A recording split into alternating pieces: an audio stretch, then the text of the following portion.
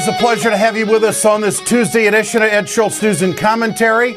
I'll be in Washington, D.C. tomorrow, trying to get rhyme or reason as to why the Congress would say yes to the worst trade deal in the history of this country. Good to have you with us. Communication Workers of America, Alliance for American Manufacturing, Bio Green Clean, and the iSave team bring you this Ed Schultz News and Commentary on this Tuesday. The Trans-Pacific Partnership, if you've followed my work over the last several years, you know exactly where I stand on this. It's the worst trade deal in the history of the country. It's going to gut American jobs.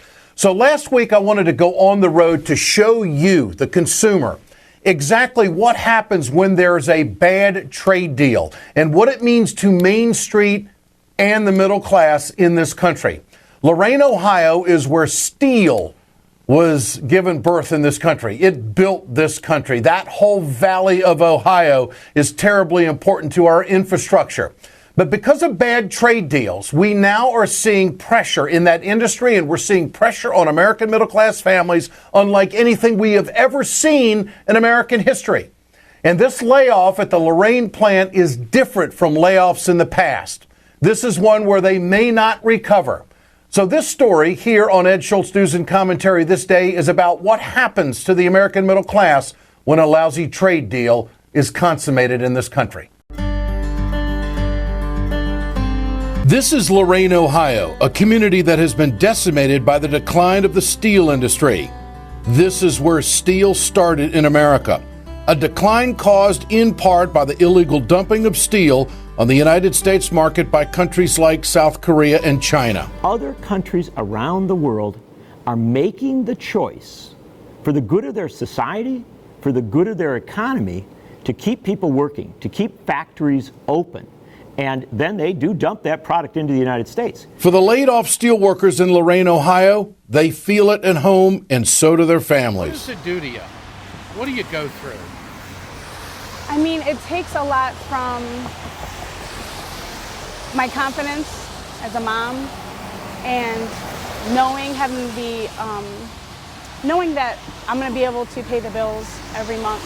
I'm going to be able to get her everything that she needs. My sense of independence, it wavers because at the moment I'm on unemployment, I'm not in the mill, so I'm relying on state benefits. Well, I have 4 children and a wife, so it's when you're the main sole provider, it makes it difficult, because little kids, they don't understand. They see something in the store, they want it, and you got a lot of times have to tell them, no, can't get that for you now, because of the way things are going right now. I don't know how I can take care of my family. I have 2 teenage daughters who depend on me. One is a senior in high school, and there's talk of college, which is pretty scary. How can I afford college education on unemployment or, a mediocre paying job, I guess? So you don't know what it's going to be like for you and your daughters 30 days from now, 60 days from now, 6 months from now, do you? No, not at all. How hard is it living with that? It's frustrating to say the least. It's scary. It's my job to provide for my kids, and being on layoff, that's kind of hard to do. Despite the job loss, their story seems to get little attention from the mainstream media. Our mainstream media has very little interest in the reality of how we protect the middle class in the United States. Our mainstream media likes to, cover the talking points, but not get into the reality. Has there been any kind of coverage from mainstream media in Ohio on what's happening in the steel industry? Not a lot, not really. It's our steel industries in certain areas. It's in pockets. It's not in every city. Mm-hmm. But no, it's not been the biggest story of the day. So this wouldn't make news in Cleveland? I think it has. I mean, whenever there's a layoff, there's news.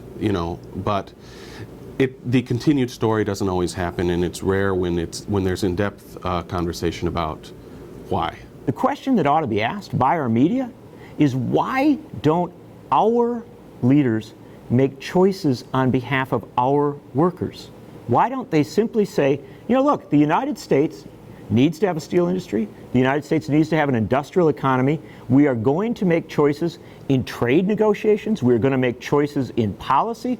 And we are going to enforce laws with an eye toward making sure that our workers keep on the job. Preserving these steel jobs doesn't seem to be a priority for many politicians in the state of Ohio, including Governor John Kasich, who is seeking the Republican nomination for president. The governor, as I understand, it's in Chicago today. He's been all over the country campaigning for the presidency. I've called his office multiple times about this. I called when it looked like there was going to be a shutdown at this mill, and when it looked like, and then when there was, I called again. I called again and said, this is likely if one part of the mill shuts down, the other side will probably shut down too.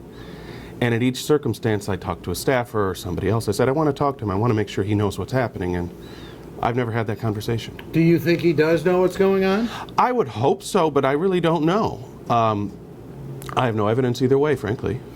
You hear the rhetoric of the politicians, and it can go on either side, where they say they want to help the people, and yet, you know, when you're middle class, you don't see it. You know, you don't really feel it. Too many promises? Yeah, a lot of empty promises. How does it make you feel when you see that your government doesn't do anything when other countries drop their product on our market and it affects your kitchen table? Oh, it's upsetting. It's something where you're wondering why, you know, they're allowing this to happen.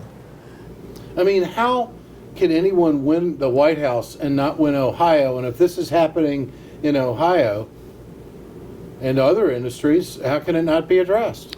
It should be. I mean, you can't win the White House without Ohio. No Republican has in the history of our nation. So it should be addressed. But unfortunately, as the industry has shrunk over the years, steel families aren't as large of a constituency as they used to be. Steel cities there aren't as many as there used to be. What we need is a federal solution. The issue is trade policy more than almost anything else. It has to do with the dumping of steel from largely from Korea, but also from places like Saudi Arabia and the Ukraine.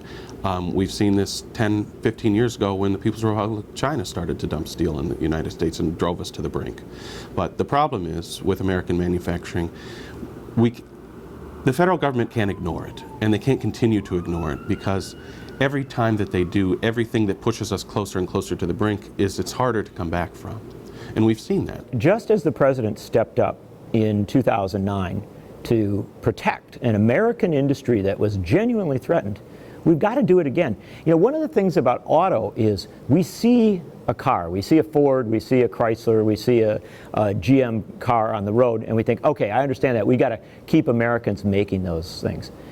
The problem with steel is that we don't always understand that what makes that car is steel.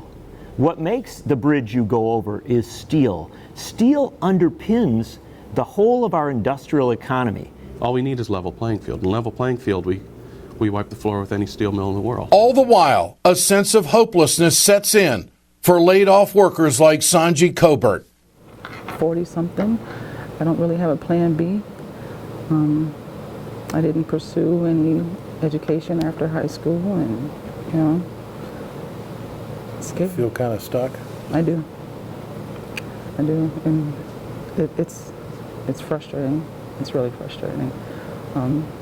And there aren't many good jobs, you know, left for whatever reason, bad trade deals, or, you know, and something needs to be done, you know.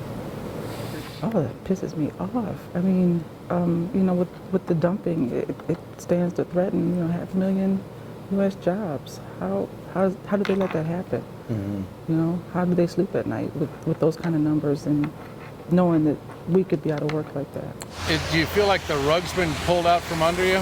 Quite a bit. Do you know why? I know a lot of the reasons why, and there's nothing I personally can do anything about, so I feel very hopeless. And that is the story from Lorain, Ohio. There'll be a lot more Lorain, Ohios if this Congress doesn't vote down the Trans-Pacific Partnership. This is Ed Schultz News and Commentary, back with you tomorrow.